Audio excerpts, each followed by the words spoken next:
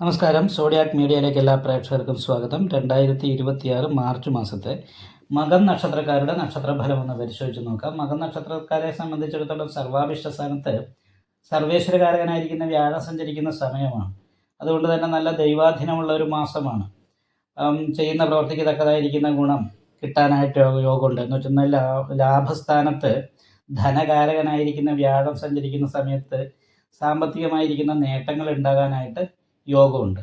അത് മാത്രമല്ല, ഭാഗ്യാധിപതിയായിരിക്കുന്ന ചൊവ്വ നിവർത്തി സ്ഥാനത്താണ് നിൽക്കുന്നത്, ധനകാരകനോട് ചേർന്ന്, ധനസ്ഥാനാധിപതിയോട് ചേർന്നിട്ട്.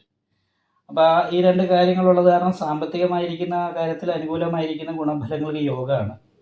എന്നാലും ലഗ്നത്തിൽ നിൽക്കുന്ന കേതു പരാജയ ശിരോരുക്ക് എന്ന് പറയുന്ന ഒരു അവസ്ഥയാണ്. അതായത് പരാജയ ഭീതി പോലെയുള്ള കാര്യങ്ങൾ, തലവേദന പോലെയുള്ള പ്രശ്നങ്ങൾ, സന്തോഷിച്ചിരിക്കുമ്പോൾ പെട്ടെന്ന് ടെൻഷൻ ഉണ്ടാകുക, ഇങ്ങനെയൊക്കെയുള്ള കാര്യങ്ങൾക്ക് യോഗമാണ്. മാത്രമല്ല, 7ാം ഭാവാധിപതി അഷ്ടമത്തിൽ നിൽക്കുമ്പോൾ 7ാം ഭാവത്തിൽ നിൽക്കുന്ന ബാധകാധിപതിയിലെ ചൊവ്വ ദാമ്പത്യ സംബന്ധമായിട്ടുള്ള സുഖക്കുറവ് ഉണ്ടാകാനായിട്ടുള്ള സാധ്യതയുണ്ട്. പ്രത്യേകിച്ച് അവിടെ ബുധനോട് ചേർന്നിട്ടാണ് നിൽക്കുന്നത്. ബുധനും രാഹുവും അവിടെ നിൽക്കുന്നത്. അപ്പോൾ ചൊവ്വയും രാഹുവും പരസ്പര ശത്രുക്കളുമാണ്. അപ്പോൾ അങ്ങനെയുള്ളത് കാരണം കൊണ്ട് ഭാര്യാഭർത്താക്കന്മാർ തമ്മിൽ കലഹം ഉണ്ടാകാതെ ഇരിക്കാനായിട്ട് പ്രത്യേകമായിട്ട് ശ്രദ്ധിക്കുന്നത് നന്നായിരിക്കും. പരസ്പരം അഭിപ്രായ വ്യത്യാസങ്ങൾ ഉണ്ടാകുക, അതേപോലെ തന്നെ അല്ലെങ്കിൽ ഒരാൾക്കുണ്ടാകുന്ന രോഗം പോലെയുള്ള കാര്യങ്ങൾ കൊണ്ട് മറ്റേയാൾക്ക് മാനസികമായിട്ട് ടെൻഷൻ അനുഭവിക്കാൻ ഇടവരിക. അതുകൂടാതെ നടുവേദന പോലെയുള്ള രോഗങ്ങൾ ഉണ്ടാകുക. ഒരു രോഗം വന്ന് അതങ്ങോട്ട് മാറിക്കഴിഞ്ഞ് കുറച്ച് കഴിയുമ്പോഴത്തേക്കും വേറെ എന്തെങ്കിലും രോഗം വരും. ഇങ്ങനെയുള്ള കാര്യങ്ങൾക്ക് യോഗമാണ്. അത് കാരണം കൊണ്ട് തന്നെ നിരാശ വർദ്ധിക്കുക, ഒരു കാര്യത്തിൽ ഉന്മേഷമില്ലാതിരിക്കുക.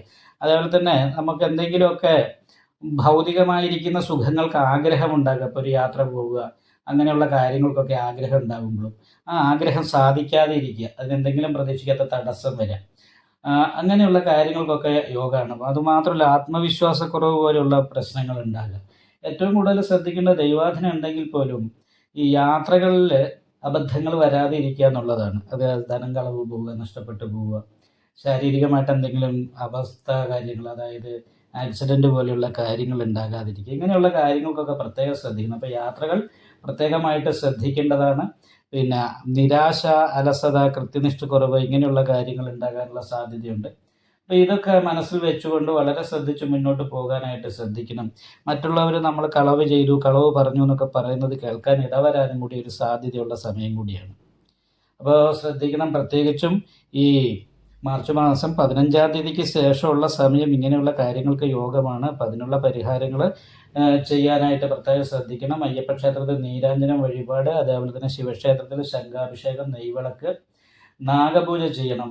അതേപോലെ തന്നെ നവഗ്രഹ പൂജ ചെയ്യുന്ന ക്ഷേത്രത്തിൽ കേതു പൂജയും രാഹുപൂജയും ശനി പൂജയും ചെയ്താലും മതി. അത് മാത്രമല്ല, സുബ്രഹ്മണ്യ സ്വാമി ക്ഷേത്രത്തിൽ നെയ്വിളക്ക്, അതേപോലെ തന്നെ അഭിഷേകം, ഇങ്ങനെയുള്ള വഴിപാടുകളും കൂടി ചെയ്തിട്ട് നന്നായിട്ട് പ്രാർത്ഥിക്കണം. ഇങ്ങനെയുള്ള കാര്യങ്ങളൊക്കെ, പ്രാർത്ഥനാ കാര്യങ്ങളും ക്ഷേത്ര ദർശനവും ഒക്കെ ഉണ്ടെങ്കിൽ വലിയ തടസ്സങ്ങളില്ലാതെ അനുകൂലമായിരിക്കുന്ന ഗുണഫലങ്ങൾ അനുഭവിക്കാനായിട്ട് മകനക്ഷത്രക്കാർക്ക് സാധിക്കും. കാരണം സർവാഭിഷ്ട സ്ഥാനത്ത് വ്യാഴം നിൽക്കുന്നത് കാരണം കൊണ്ട് ദൈവാധീനം നല്ല രീതിയിലുള്ള മാസമാണ്. ഈ വീഡിയോ ഇഷ്ടപ്പെട്ടാൽ ലൈക്ക് ചെയ്യുക, നിങ്ങളുടെ അഭിപ്രായങ്ങൾ കമൻറ്റ് ചെയ്യാം. ജ്യോതിഷവുമായി ബന്ധപ്പെട്ട കൂടുതൽ കാര്യങ്ങൾ അറിയാൻ ഈ ചാനൽ സബ്സ്ക്രൈബ് ചെയ്യുക. ഞങ്ങളുടെ ഓൺലൈൻ കൺസൾട്ടൻസി നമ്പർ താഴെ ഡിസ്ക്രിപ്ഷൻ ബോക്സിൽ കൊടുത്തിട്ടുണ്ട്. ആവശ്യമുള്ളവർക്ക് കോൺടാക്റ്റ് ചെയ്യാവുന്നതാണ്.